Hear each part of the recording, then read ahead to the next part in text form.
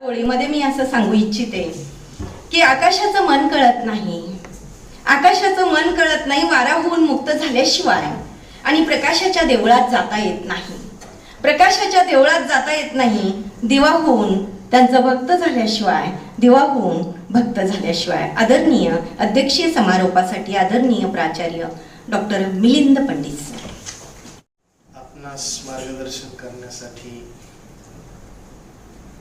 आलेले, आपल्याच संस्थेमध्ये ज्यांनी दीर्घकाळ अध्यापन केलं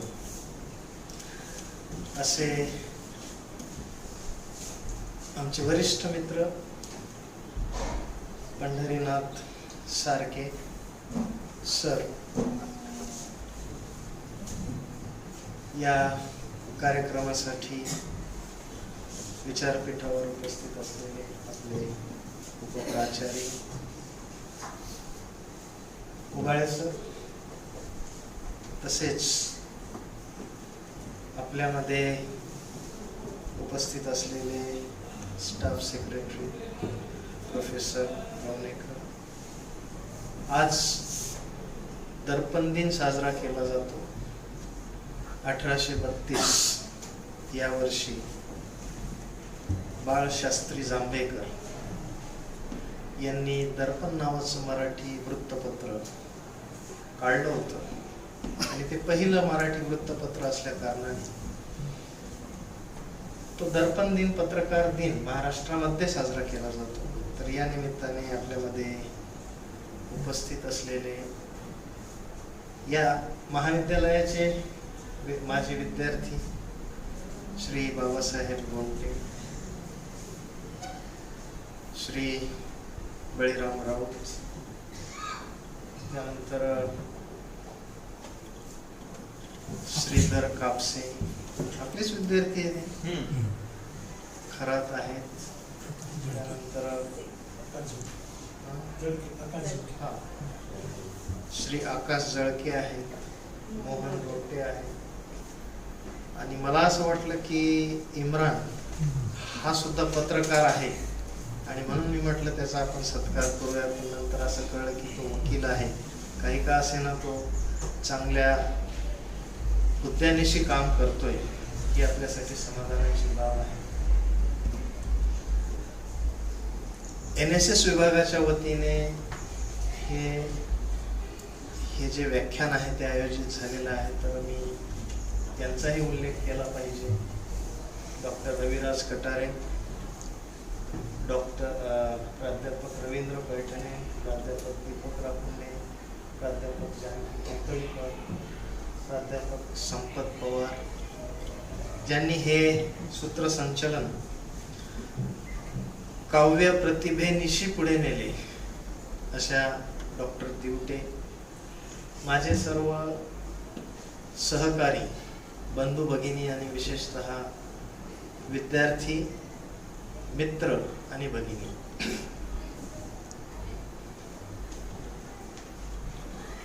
मी जेव्हा हरी नरके यांचा गौरव ग्रंथ, महात्मा फुले गौरव ग्रंथ वाचत होतो, हरी नरके हे अत्यंत मोठं असलेलं नाव, एक मोठे विचारवंत ते होते, आणि त्यांचं या महाराष्ट्राच्या पुरोगामी विचारासाठी मोठं योगदान राहिलेलं आहे.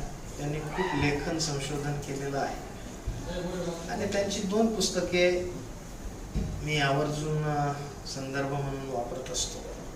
एक आहे महात्मा फुले साहित्य आणि चळवळ, आणि दुसरा आहे महात्मा फुले गौरव ग्रंथ. परंतु जसे की सारखे सर म्हणाले, सावित्रीबाई फुल्यांवर मोठ्या प्रमाणात लेखन झालेले नाही. आमच्या देशाची, केवळ देशाचीच म्हणता येणार नाही तर जगाची देखील ही शोकांतिका आहे की स्त्रियांचं कितीही मोठं योगदान असो, स्त्रियांना आपल्यामध्ये मोठ्या प्रमाणात पुढे आणले जात नाही. एक काळ असा होता, जर आपण प्राचीन संस्कृतीकडे गेलो, आपल्या सभ्यतेकडे, आपली सभ्यता म्हणजे सिंधू संस्कृती, तर तिथे आपल्याला एक गोष्ट लक्षात येते की त्या काळामध्ये या देशामध्ये स्त्री प्रधान संस्कृती असायची आणि कालांतराने ही स्त्री प्रधान संस्कृती जी आहे ही बदलत गेली आणि पुरुष प्रधान संस्कृतीने जन्म घेतला आणि तेव्हापासून स्त्रियांचे निर्लेखन झाल्याचे आपल्याला जाणवते. आता आपण जर लक्षात घेतले तर महात्मा फुले म्हणजे महात्मा फुले जे आहेत ते खरोखर एवढे कार्य करू शकले असते काय? सावित्रीबाई यांच्या योगदानाशिवाय. तर माझ्यासारखा व्यक्ती निश्चितच म्हणेल की नाही, कारण मी जेव्हा सावित्रीबाई फुले यांचे चरित्र वाचत होतो तर त्यावेळेस माझ्या लक्षात आले की खरोखर अशा काळामध्ये जिथे फक्त आणि फक्त आव्हानेच होती अशा काळामध्ये सावित्रीबाई फुले यांनी आपल्या पतीच्या खांद्याला खांदा लावून अशा पद्धतीचं कार्य करणे म्हणजे ते त्यांच्यासाठी दिव्य होते. आणि सगळ्या परिस्थितीवर मात करून त्यांनी महात्मा फुलेंची चळवळ जी आहे नेटाने पुढे नेण्याचे कार्य केले. आणि खेद वाटतो की प्रचंड कमी असं लिखाण झालेलं आहे, मात्र आजचे जे वक्ते आहेत यांना आपण का निमंत्रित केले हे देखील आपल्याला सांगितले पाहिजे. त्याचं कारण असं आहे की आजच्या वक्त्यांनी हे पुस्तक लिहिलेलं आणि ज्या व्यक्तीचे अशा पद्धतीचे लेखन असते तर ते अधिकारवाणीने त्या विषयावर बोलू शकतात. त्यांना आलेले अनुभव आणि त्यांनी एकंदर केलेले संशोधन ते अधिक चांगल्या प्रकारे मांडू शकतात आणि म्हणून आपण सारखे सरांना येथे निमंत्रित केले.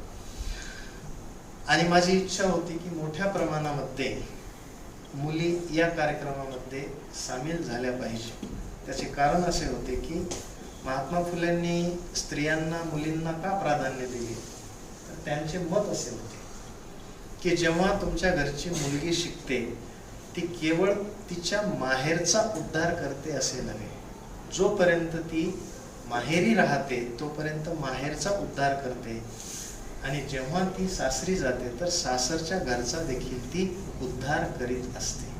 आणि म्हणून महात्मा फुल्यांनी हा विचार आपल्याकडे घेऊन स्त्री शिक्षणाला प्राधान्य दिले. सावित्रीबाई फुले यांच्याविषयी जर आपल्याला विस्तृत वाचन करायचे असेल तर मागो माळी नावाचे एक लेखक आहेत.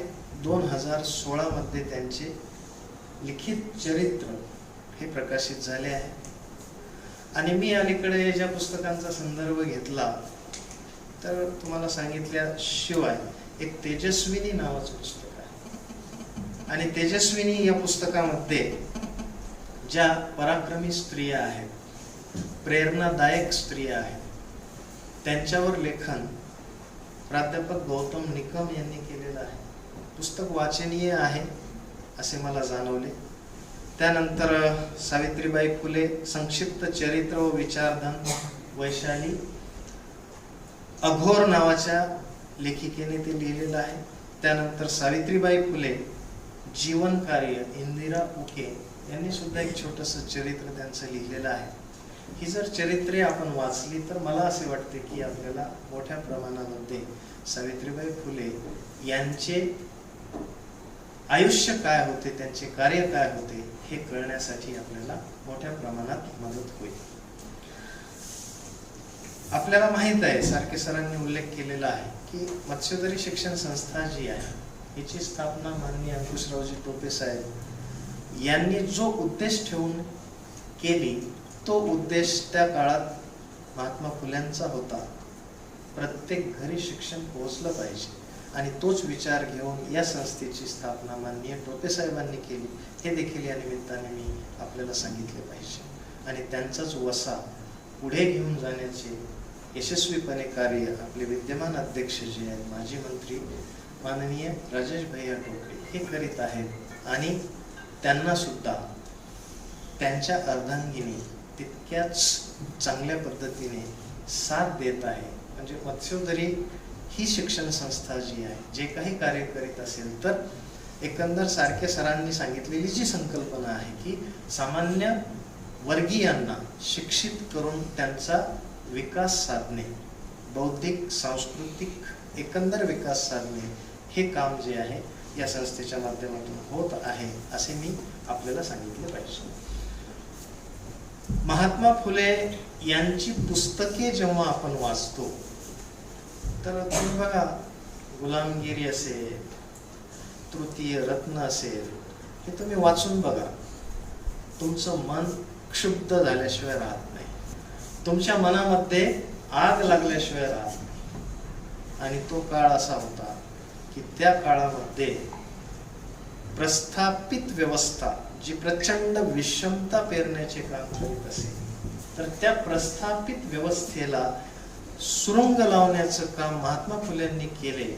म्हणजेच काय की जिथे तुम्हाला बोलण्याचे स्वातंत्र्य नव्हते, तुम्ही महात्मा फुलेंचं साहित्य वाचा आणि त्या साहित्याच्या माध्यमातून तुम्हाला लक्षात येईल की त्यांनी एकंदर येथील विषम व्यवस्थेवर कशा पद्धतीने प्रहार केलेले आहेत. आणि फार वाईट वाटतं की महात्मा फुले असतील, सावित्रीबाई फुले असतील, त्यांचे विस्मरण लोकांना व्हावे. जसे वारंवार आपण उल्लेख ऐकलेला आहे, तुम्ही आम्ही आज येथे जे बसलेलो आहोत, कुणामुळे बसलेले आहोत? हे त्यांच्या परिश्रमाचे फलित आहे, त्यांच्या संघर्षाचे, त्यांच्या त्यागाचे हे फलित आहे. तुम्ही माना अथवा नका मानू, इंग्रजीमध्ये असं म्हटलं जातं, facts are facts, you can't change them. तुम्ही माना अथवा मानू नका, परंतु हे फॅक्ट्स आहेत आणि आपल्याला जाणीव असली पाहिजे की, आणि आपल्यामध्ये तो कृतज्ञतेचा भाव देखील असला पाहिजे की आपण या अवस्थेला कुणामुळे पोहोचलेलो आहोत. मी सुद्धा जेव्हा ही पुस्तके वाचत होतो तर त्यामध्ये प्रकाश झोत जो आहे तो मोठ्या प्रमाणात महात्मा फुल्यांवरच असल्याचे जाणवले. म्हणजे सावित्रीबाई फुले ज्या आहेत यांच्यावर किमान प्रकाश झोत लेखकांचा राहिलेला आहे. आणि म्हणून मी सावित्रीबाई फुलेंच्या काही काव्यातील रचना ज्या आहेत त्या मी त्यांचे छायाचित्र काढले आणि त्या माध्यमातून आज मी बोलावं असं मला वाटलं. महात्मा फुले हे व्यक्तिमत्व असे आहे की, म्हणजे जर आपण आदर्शपती काय असू शकतो पाहिलेला नाही, हे माझं मर्यादित आकलन आपण समजावं, हा माझा मर्यादित अनुभव आपण समजावा. आदर्शपती काय असू शकतो, पती पत्नी मधलं प्रेम काय असू शकतं, तर मला असं वाटतं की ते आपण महात्मा फुले आणि सावित्रीबाई फुले यांच्या जीवनातून शिकून घेतलं पाहिजे. विद्यार्थिनींना कदाचित माहीत नसेल म्हणून सांगतो की महात्मा फुले आणि सावित्रीबाई फुले यांना जेव्हा अपत्य होत नव्हते तर त्या काळामध्ये त्यांचे स्वतःचे सासरे नवसे पाटील बरोबर आहे, त्यांनी ज्योतिरावांना बोलावून घेतलं आणि सांगितलं की तुम्ही काय करा, दुसरं लग्न करा, तुम्हाला संतती प्राप्त होत नाही. आणि मग त्या काळात महात्मा फुल्यांनी दिलेले जे काही उत्तर होते, मला असे वाटते की इतिहासामध्ये त्याला तोड नाही. एक काळ जर तुम्ही लक्षात घेतला तर तो काळ कसा होता, इंग्रजी साहित्यामध्ये डार्क एजेस नावाचा एक कालखंड आहे ज्याचा अभ्यास केला जातो. डार्क एजेस म्हणजे त्या काळामध्ये कसलंही उत्पादक अशा स्वरूपाचं साहित्य निर्माण झालं नाही आणि तो काळ जो आहे तो अंध काळ होता. मला असं वाटतं की आपल्या देशामध्ये असे अनेक डार्क एजेस येऊन गेले. अशा काळामध्ये जिथे लोक परंपरेने अंध झालेले होते, या काळामध्ये ज्योतिराव आपल्या सासऱ्यांना म्हणतात की मी समजा दुसरं लग्न केलं आणि त्या पत्नीकडून सुद्धा मला जर संतान प्राप्त नाही झाली तर मग ते लग्न करून उपयोग काय. आणि दुसरं उत्तर जे आहे ते अधिक महत्वाचं आहे, अधिक प्रेरणादायक आहे.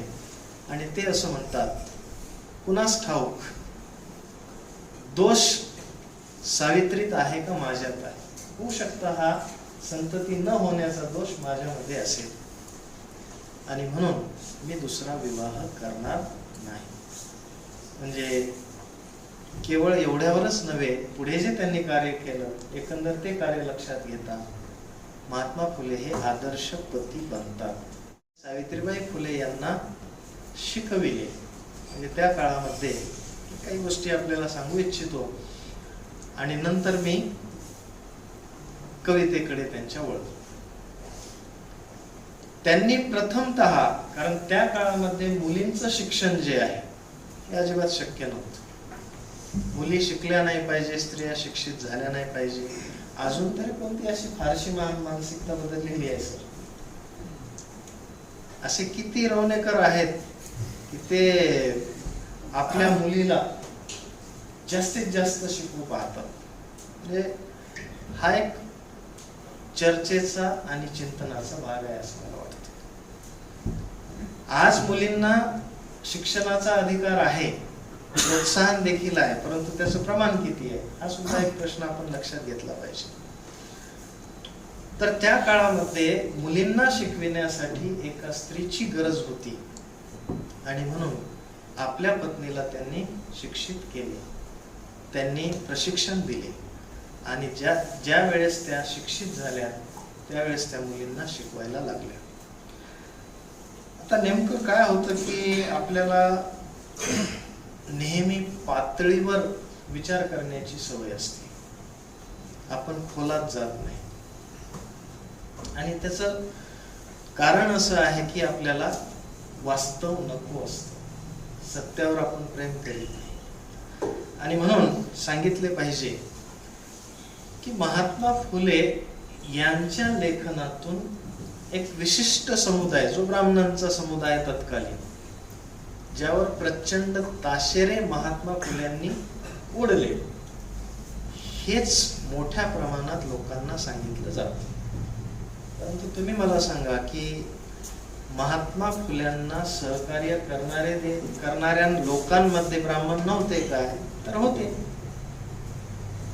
मग एकच भाग जो आहे त्यावर फोकस केला जातो, प्रकाश जोर टाकला जातो, दुसरा भाग विसरला जातो. आपल्याला माहित आहे की भिडेवाडा ज्याची बांधणी आता सुरू आहे.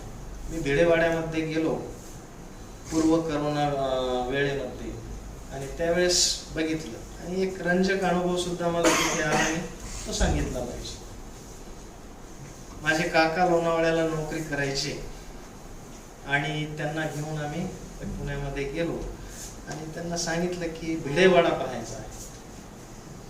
आणि मग भिडेवाड्याकडे जात असताना त्यांनी सांगितलं की तुम्ही आता तिथे जा, तो बघा, तिथे पाहण्यासारखं विशेष काही नाही. म्हटलं पाहिलं पाहिजे. गेले कारण त्यांनी तो पाहिलेला होता.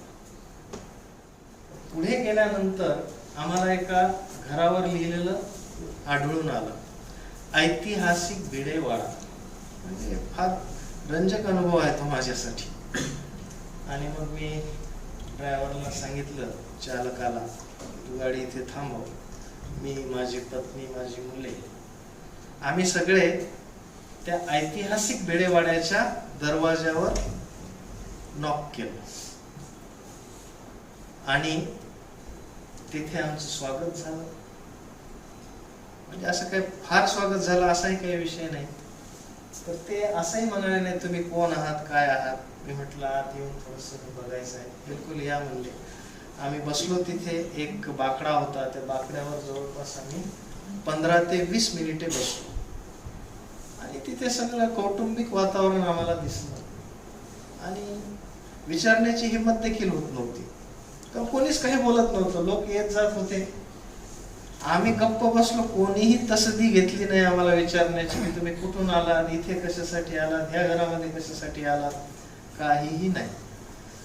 आणि मग मीच आपलं दबक्या सुरामध्ये म्हणालो, तिथे एक स्त्री होती घरमालकीन, आणि मी त्यांना म्हणालो की ताई, मुलींची शाळा इथेच भरत होती का? कारण ते आतला जो एकंदर भाग आहे त्याच्याकडे बघून त्या म्हणाल्या, कसली मुलींची शाळा? मी म्हटलं हा भिडेवाडा आहे ना.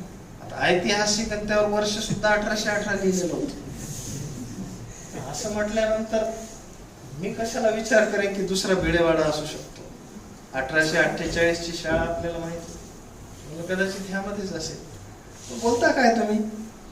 मी म्हटलं महात्मा फुले आणि सावित्रीबाई फुले यांनी जी मुलींची शाळा चालविली होती ती ह्याच वाट. नाही नाही नाही नाही नाही तसं असलं काही झालेलं नाही इथे. मी म्हटलं ऐतिहासिक भिडेवाडा हा अत्यंत, म्हणजे पुण्याचे लोक अनुनासिक बोलतात, हा अत्यंत जुना वाडा आहे, हे अत्यंत जुनं घर आहे, म्हणून आम्ही त्याला तसं नाव दिलं. महात्मा फुल्यांचा वगैरे असा काही संबंध येत नाही. आणि मग आम्ही विनमुख होऊन बाहेर पडलो. पुन्हा बाहेर विचारलं की कुठे आहे तो भिडेवाडा? मग एक जणांनी सांगितलं अमुक ठिकाणी आहे. आणि तिथे आत गेल्यानंतर मी त्याचं चित्रण केलेलं आहे. कुठे गवत पडलेलं, कुठे उकिरडा होता आणि कुठे काय काय वस्तू. आणि मग तिथे जाऊन मला इतकं वाईट वाटलं. आणि त्याचे सगळं चित्रण केलेलंच होतं, माझ्याकडे आहे ते अजून देखील. तर असा तो रंजक अनुभव मला त्या भिडेवाड्याच्या निमित्ताने आला. असू द्या. माझा मुद्दा असा होता की महात्मा फुल्यांना जेव्हा घरातून बहिष्कृत करण्यात आलं त्यावेळेस महात्मा फुले आपले जे तात्यासाहेब भिडे नावाचे ग्रस्त होते त्यांना भेटले आणि ते म्हणाले की मला शाळा सुरू करायची. ते म्हणाले काहीच हरकत नाही. त्यांनी त्या जागेचा किराया घेतला नाही आणि 101 रुपये देणगी सुद्धा दिली. आणि तिथून पुढे भारताच्या इतिहासातील शिक्षणाचा सुवर्ण काळ जो आहे तो सुरू झाला. मी मुद्दामून नोंद केली, लक्षात राहत नाहीत म्हणून. त्यामध्ये विल्यम चॅपलिन नावाचे एक ग्रस्त आहे. मिचेल मरे नावाचा एक व्यक्ती आहे. मिचेल मरे या व्यक्तीचं विशेष योगदान असं आहे की ते शिक्षण देण्याचं कार्य करायचे. स्कॉटिश मिशन म्हणून त्या काळात मिशनरी जे आहेत, पाद्री जे लोक असायचे, तर ते शिक्षण द्यायचे, ज्यांना आपण फादर म्हणतो. तर मिचेल मरे यांनी त्या काळामध्ये संत तुकाराम यांचे जे अभंग आहेत ते पहिल्यांदा लोकांच्या दृष्टीत आणले. असा सुद्धा उल्लेख वाचताना मला एक वेगळं आश्चर्य वाटलं. म्हणजे बऱ्याचशा आपल्या चांगल्या गोष्टी ज्या आहेत तर त्या विदेशी लोकांनी आपल्या निदर्शनात आणून देणे, मला वाटतं हा आपल्यासाठी बौद्धिक दृष्ट्या असलेला उपहास आहे. आपल्याजवळ लेणे आहेत, अजिंठा असेल, वेरूळ असेल. लेण्यांचा शोध सुद्धा कोणी लावला तर तो एका ब्रिटिशांनी लावला. अशा अनेक गोष्टी असू द्या. तर मिचेल मरे असतील आणि सगुणाबाई क्षीरसागर असतील. सगुणाबाई क्षीरसागर जे आहेत यांनी महात्मा फुल्यांच्या आईचीच भूमिका स्वीकारून आणि सावित्रीबाई प्रती सासूबाईंची भूमिका स्वीकारून त्यांना सातत्याने प्रोत्साहन दिलं, त्यांची व्यवस्था केली, ज्या माध्यमातून ते पुढे चांगलं कार्य करू शकले. पंढरीनाथ पाटील नावाचे एक ग्रस्त होते. त्यानंतर शंकर शेठ सोनार होते मुंबईचे. त्यानंतर केशव भवाळकर होते पुण्याचे. या लोकांनी महात्मा फुल्यांच्या कार्याला, शैक्षणिक कार्याला मोठ्या प्रमाणात सोबत केली, सहकार्य केले. तुम्हाला आधी सांगितलं की सावित्रीबाई फुले यांच्यावर खूप कमी बोललं जातं, लिहिलं जातं आणि मी देखील तेच करतोय. तर मी पार्श्वभूमीचा भाग म्हणून हे केलेलं आहे, हे देखील आपल्याला सांगितलं पाहिजे. आता सावित्रीबाई फुले ज्या आहेत, ज्यावेळेस त्या कार्य करायला लागल्या, महात्मा फुले जे आहेत, महात्मा फुलेंनी त्यांना शिक्षित केल्यानंतर मोठी जबाबदारी त्यांच्यावर देऊन टाकली. आणि आपल्यामध्ये एक सवय आहे, भारतीय माणसांची मानसिकता ही एक प्रकारे विकृत स्वरूपाची आहे. जे काही चांगलं असेल त्याला विरोध करायचा, ही मानसिक विकृती आहे. हे मी अगदी आपल्या सर्वांच्या समक्ष जबाबदारीने सांगत आहे. कुठलाही चांगला कार्यक्रम असेल, जर लोकांनी हाती घेतला तर त्याला विरोध करणे. आणि सावित्रीबाईंच्या बाबतीत तेच झालं. मी त्या मुलींची नावे लिहून घेतली, ज्या 6 मुली ऐतिहासिक आहेत 1848च्या शाळेमध्ये शिकणाऱ्या. तर अन्नपूर्णा जोशी, सुमती मोकाशी 5-4 वर्ष, दुर्गा देशमुख 6 वर्ष, माधवी थत्ते 6 वर्ष, सोनू पवार 4 वर्ष आणि जानी कर्डिले 5 वर्ष. शेवटच्या 2 ज्या होत्या त्या ब्राह्मणेतर समाजातील होत्या. अगोदरच्या 4 ह्या ब्राह्मण समाजातील मुली होत्या. आता महात्मा फुले, सावित्रीबाई फुले एवढे उदार होते, उदारमतवादी होते आणि सेक्युलर होते, निरपेक्ष होते की त्यांनी हा विचार केला नाही की आपल्याला ब्राह्मण लोकांचा विरोध होतो म्हणून आपण ब्राह्मणांच्या मुलींना का शिकवावं. शेवटी महान माणसे ही महानच असतात, त्याचं कारणच हे असतं. आता त्यांनी शाळा ती तेवढी स्थापन केली असं नव्हे, तर साधारणतः तो जो कालावधी आहे 1848 ते 1852 18 शाळा काढल्या, बहुतांश पुण्यामध्ये आणि बाकीच्या बाहेर.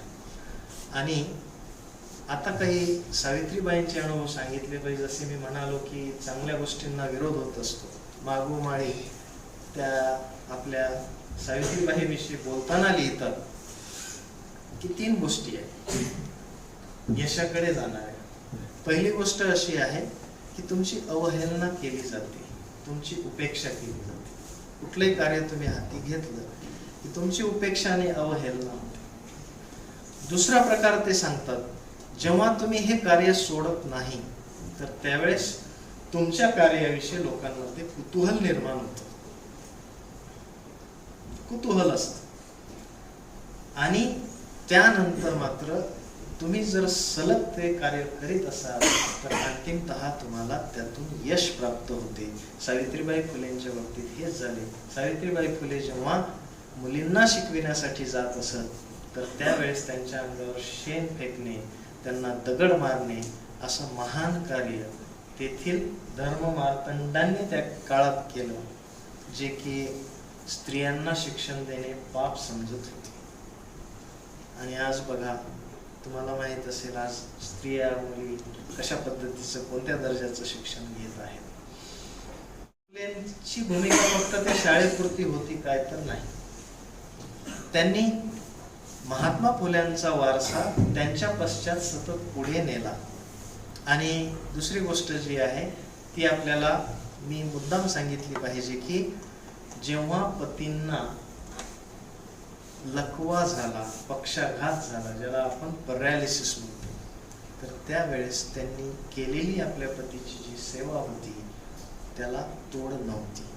आणि त्यांची जी सून होती लक्ष्मीबाई, किंवा जिचं नाव राधा होतं मूळतः, तिच्याशी अत्यंत सौहार्दपूर्ण या सासूबाईचे संबंध त्यांनी ठेवले.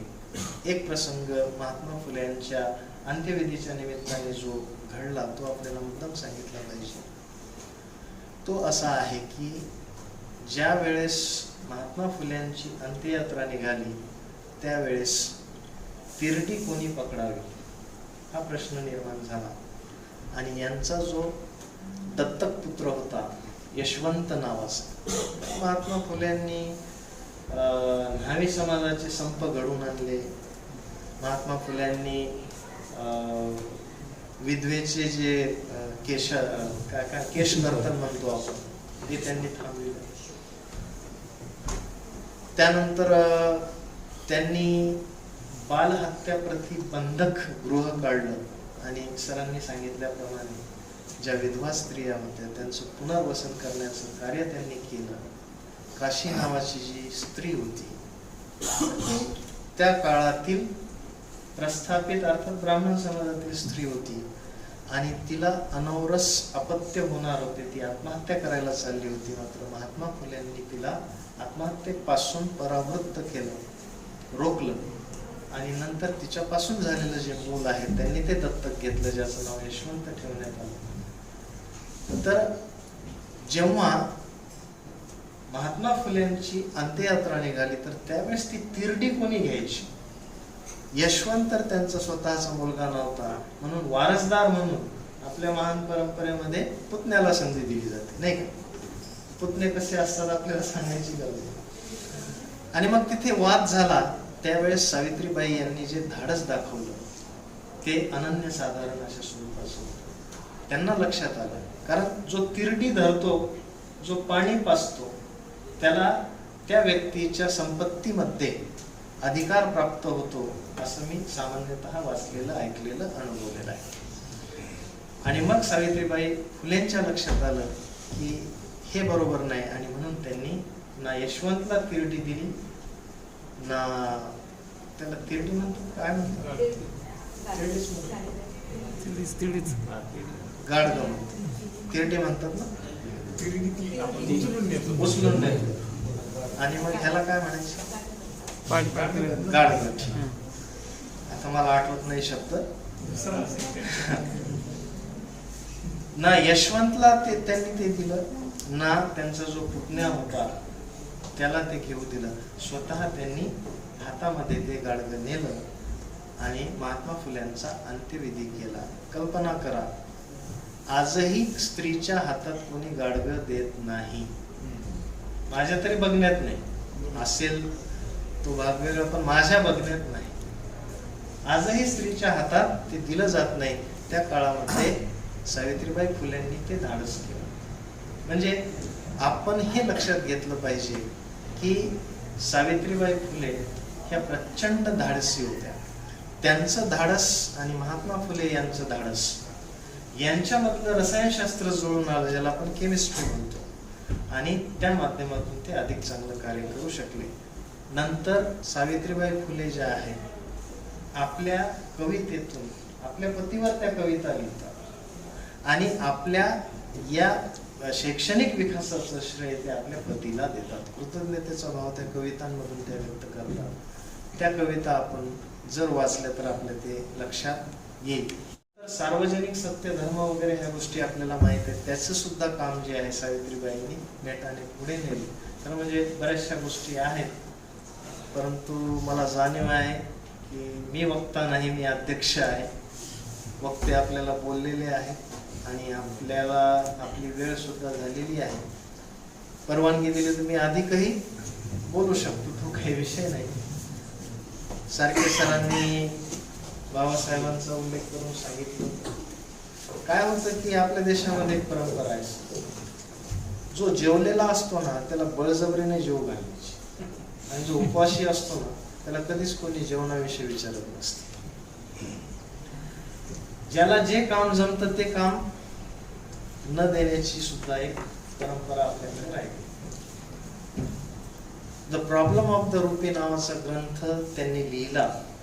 या देशामध्ये मध्यवर्ती बँकेची, रिझर्व्ह बँकेची स्थापना झाली आणि त्या काळामध्ये ते प्राईम मिनिस्टर, प्रधानमंत्र्यांना म्हणत होते की माझ्याकडे तुम्ही आता स्वतंत्र भारताचं प्लॅनिंग कमिशन जे आहे तर त्याचं चेअरमन पद द्या, नियोजन मंडळाचं अध्यक्षपद माझ्याकडे द्या, बाकीच्या गोष्टींमध्ये मला स्वारस्य नाही.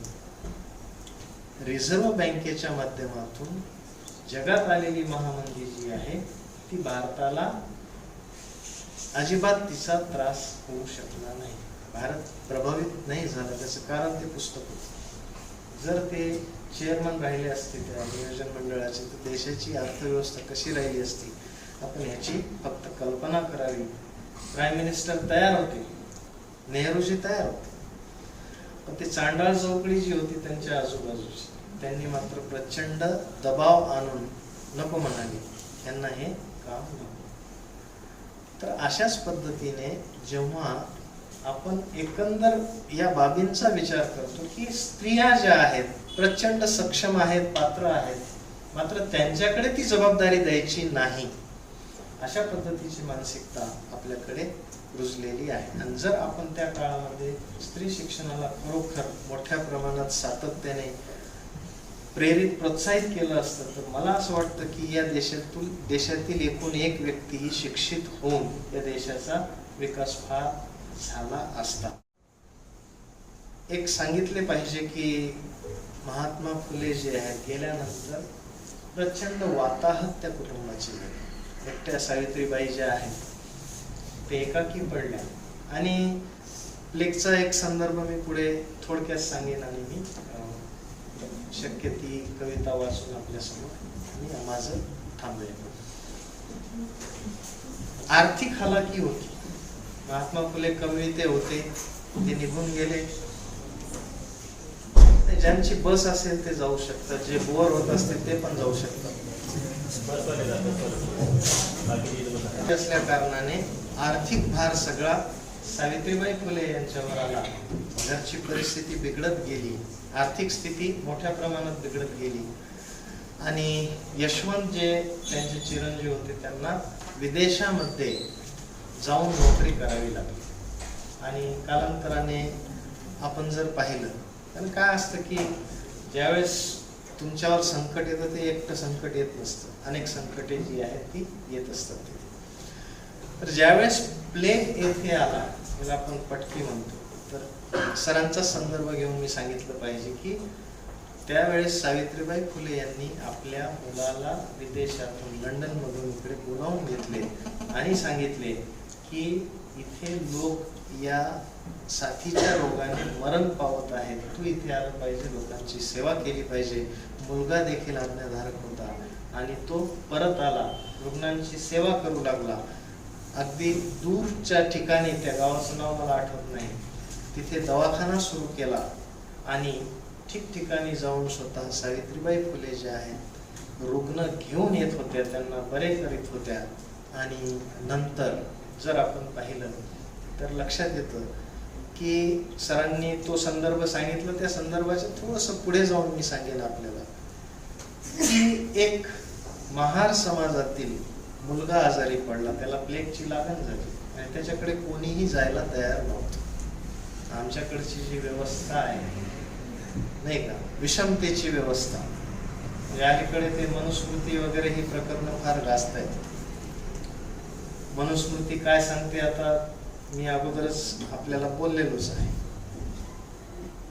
तर त्या काळामध्ये त्या महार समाजाच्या घरी कोणीही जात नव्हतं, म्हणून सावित्रीबाई फुले स्वतः गेल्या. त्या घरातल्या मुलाला स्वतःच्या खांद्यावर त्यांनी वाहिलं आणि मुलाकडे आणून सोडलं. आणि झालं असं की यामुळे त्यांना प्लेगची लागण झाली आणि त्यामध्ये त्यांचा करुण असा अंत झाला. ही सावित्रीबाई फुलेंची अंतिमतः असल्याचं आपल्याला जाणवतं. आता ह्या ज्या स्त्रिया आहेत, स्त्रियांमध्ये काय क्षमता असू शकते हे जर आपण सावित्रीबाई फुले यांचं चरित्र वाचून त्यांचं जीवन कार्य जाणून घेतलं तर आपल्याला लक्षात येईल. आणि काही काव्यपंक्ती आहेत ज्या मी वाचून दाखवेन आणि मी थांबेन. सावित्रीबाई फुलेंवर जर दीर्घ व्याख्यान तुम्हाला ऐकायचंच असेल तर तुम्ही मला पुन्हा सांगा की आम्हाला व्याख्यान ऐकायचं आहे. मी फक्त आणि फक्त सावित्रीबाई फुले एवढाच विषय घेऊन आपल्यासमोर येईन, कारण तेवढं साहित्य माझ्याकडे आहे. साधारणतः अर्धा तास, एक तास मी बोलू शकेन. तर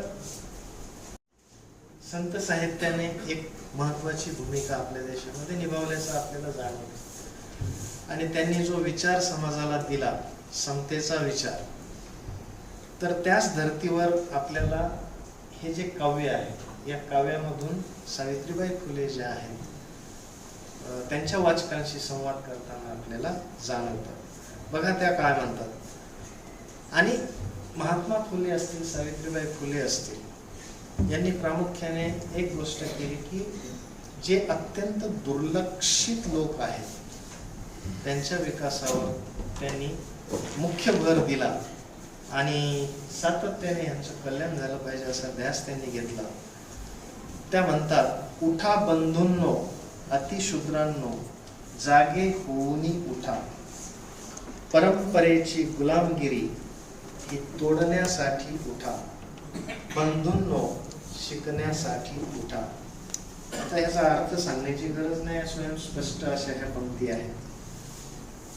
पुढे त्या म्हणतात, गेले मेले मनू पेशवे, आंगलाई आली, बंदी मनूची विद्या घेण्या, होती ती उठली. ज्ञानदाते इंग्रज आले, विद्या शिकूनी घ्या रे, ऐसी संधी आली नव्हती 1000 वर्ष रे. म्हणजे बघा त्यांचा किती कटाक्ष आहे की येथील विषम व्यवस्था जी आहे मनू वगैरे ह्या लोकांनी निर्माण केली. मुला बाळांना आपण शिकवू, आपण सुद्धा शिकू, विद्या घेऊन ज्ञान वाढवून नीती धर्म ही शिकू, नसा नसातून ईर्ष्या खेळू विद्या मी घेईन, शूद्रत्वाचा डाग हा माझा निपटून काढीन, राज्यात बळीच्या आम्हास विद्या घडो, यशाचे आमच्या हुकुमी नगारे झडो, इडापिडा टळो या कार्य भट न पडो, असे गरजूनी विद्या शिकण्यात जागे होऊन झटा, परंपरेच्या बेड्या तोडूनी शिकण्यासाठी उठा. म्हणजे इथे एक गोष्ट लक्षात येईल आपल्या की किती तळमळ लोकांना शिकविण्यासाठी सावित्रीबाई फुले आपल्या कवितेतून येथे व्यक्त करतात. इंग्रजी शिक्षण जे आहे, म्हणजे आपण जर लक्षात घेतलं आपण नेहमी एक चुकीची बाजू इंग्रजी शिक्षणाची पाहतो. इंग्रजांचं समर्थन कोणीही करू शकत नाही, परंतु त्यांच्या ज्या चांगल्या गोष्टी आहेत ज्या त्यांनी इथे सोडल्या तर त्यांचं सुद्धा कौतुक होणं गरजेचं आहे. आणि महात्मा फुले असतील, सावित्रीबाई फुले असतील तर त्या इंग्रजी शिक्षणाचं महत्त्व सांगतात. महात्मा फुले असतील, शाहू महाराज असतील, आंबेडकर असतील, हे इंग्रजी शिक्षणाचीच देण आहे हे आपल्याला नाकारता येणार नाही. आणि म्हणून इथे त्या म्हणतात, इंग्रजी माऊली इंग्रजी वैखरी शूद्रांना उद्धारी मनोभावे, इंग्रजी माऊली नाही मोगलाई नाही पेशवाई मूर्खशाही, इंग्रजी माऊली देई सत्य ज्ञान शूद्राला जीवन देई प्रेम, इंग्रजी माऊली शूद्रांना पान्हापाजी संगोपन माऊली तोडते पशुत्व देई मनुष्यत्व शूद्र लोका. म्हणजे अशा पद्धतीने इंग्रजी शिक्षणाविषयी सुद्धा सावित्रीबाई फुले ज्या आहेत लोकांना प्रेरित करतात आणि त्याचं महत्त्व हे सांगतात. एक शेवटची कविता वाचतो आणि थांबतो. दुष्काळाचा मोठा काळ होता आणि त्या दरम्यान 4-5 दुष्काळ पडलेले होते. महादुष्काळ असायची. गती शूद्रादी अतिशूद्र भोगती, चमचमीत खाऊन वदती पुण्यातले पुण्यवान, नाना कथा चित्र विचित्रे दावती खोटी पुराण सुक्ते, धर्मकांडाची भयचित्रे सर्वांपुढे करून या तयास मानव म्हणावे काय. आता तयास मानव म्हणावे काय ही कविता म्हणजे अत्यंत महत्वाची सावित्रीबाई फुलेंची आहे. आणि पुढे त्या म्हणतात, ज्ञान नाही विद्या नाही ते घेण्याची गोडी नाही. शूद्र कसे होते त्या काळात?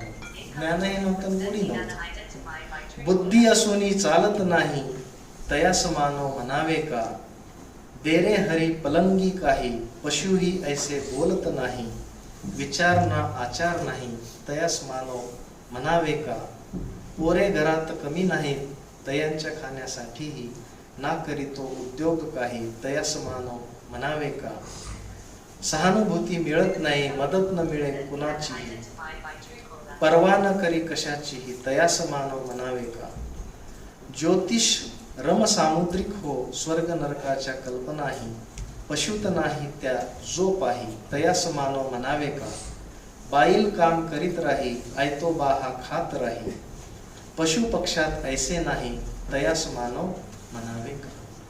आता ह्यांचे अर्थ तुम्हाला कळले असतील. अंतिमतः फक्त एवढंच सांगेन की महात्मा फुले जसं म्हणाले होते की विद्येविना मती गेली, मती विना नीती गेली, नीती विना गती गेली, गती विना वित्त गेले आणि वित्ताविना शूद्र खचले, एवढे अनर्थ एका अविद्येने गेले. म्हणजे तोच विचार जो आहे महात्मा फुल्यांचा तो पुढे नेण्याचे यशस्वी कार्य जे आहे सावित्रीबाई फुले यांनी केले. एवढेच या निमित्ताने सांगेन. अधिकचे बोललो असेल तर ते तुम्हाला 2 काने आहेत. एकाने संचित केले असेल तर ते दुसऱ्यातून सोडून द्या. सवय आहे जरा अतिरिक्त बोलण्याची. मी त्या दिवशी प्रोफेसरांना बोलताना म्हणालो की एक बौद्धिक भूक जी असते आणि बौद्धिक अभिव्यक्ती जी असते तिची मजा काही औरच असते. आणि असे प्रसंग क्वचित येतात आणि ते आले की जरा आमच्यासारखे लोक थोडेसे लोभी होतात अधिकचे आणि नको तितकं व्यक्त होऊन श्रोत्यांना थोडंसं कंटाळवाणे बोर करतात नाही का. परंतु तो सवयीचा भाग आहे. शिक्षक असल्यामुळं थोडंसं अधिक बोलणं, अधिक शिकवणं, यातून एक समाधान मिळतं आणि ते जर नाही केलं तर आमचं आयुष्य अपूर्ण राहील, एवढंच या निमित्ताने सांगेन. आणि आपण सावित्रीबाई फुले यांची जी छोटी छोटी चरित्रे आहे, माझ्या विद्यार्थिनी आणि विद्यार्थी बंधूंनो, तुम्ही ती वाचा, त्यातून प्रेरणा घ्या आणि निश्चितच तुम्हाला मोठ्या प्रमाणामध्ये एक दिशा मिळेल, एवढा आत्मविश्वास मी या निमित्ताने व्यक्त करतो. महाविद्यालयाच्या वतीने सारखे सर आणि सर्व सन्माननीय पत्रकार बंधू यांचं स्वागत करतो, जे आधी करायला पाहिजे होतं. आणि आपण सर्वांनी मला येथे अगदी शांतपणे ऐकून घेतलं त्याबद्दल आपल्या सर्वांचे मनपूर्वक आभार व्यक्त करतो. सावित्री म्हणजे त्या सूर्याचा प्रकाश आमची सावित्री माई आहे. म्हणून हे दोघंही जर नसते तर पहिली भारतामधली शाळा ही प्रस्थापित झालीच नसती. म्हणून हे दोघे सुद्धा एकमेकांना साजेसे आणि महत्त्वाचे आहेत. खरं तर सर, हा सावित्रीबाई फुले जयंतीचा कार्यक्रम आहे आणि आम्ही सगळ्या महिलांनी, मुलींनी मिळून ठेवलेला आहे. सावित्रीबाई जयंतीच्या निमित्ताने माझा एक सर्जिकल नावाचा कविता संग्रह आहे आणि त्या कविता संग्रहातील सावित्रीच्या संदर्भातली एक कविता आमच्या सगळ्यांच्या वतीनं एक आदरांजली म्हणून मी या ठिकाणी सादर करीत आहे. ती आपल्या परवानगीनं आहे. तू होतीस म्हणून सावित्री, तू होतीस म्हणून की बंदिस्त चौकट ओलांडून आम्ही पुढे आलो. सावित्री, तू होतीस म्हणून की बंदिस्त चौकट ओलांडून आम्ही पुढे आलो आणि तुझ्यासारख्या हजारो सावित्री निर्माण होण्यासाठी मुरगाडलेल्या मनात बी पेरत गेलो. सावित्री, तू होतीस म्हणून सावित्री, तू होतीस म्हणून आमचं स्त्रीत्व फुलत गेलं, आमच्या अस्मितेतून आत्मभानाची जाणीव देत गेलं. सावित्री, तू होतीस म्हणून सावित्री, तू होतीस म्हणून समतेचा अर्थ कळाला, नाहीतर विषमतेच्या दुहीनेच समाज पोखरला असता. सावित्री, तू होतीस म्हणून सावित्री, तू होतीस म्हणून रूढी आणि दांभिकतेचं जोखड आम्ही नाकारलं. रूढी आणि दांभिकतेचं जोखड आम्ही नाकारलं. बहुजनांच्या शिक्षणाची दारे खुली झाली आणि आम्ही आधुनिक सावित्रीच्या लेकी झालो. सावित्री, तू होतीस म्हणून सावित्री, तू होतीस म्हणून. आणि यानंतर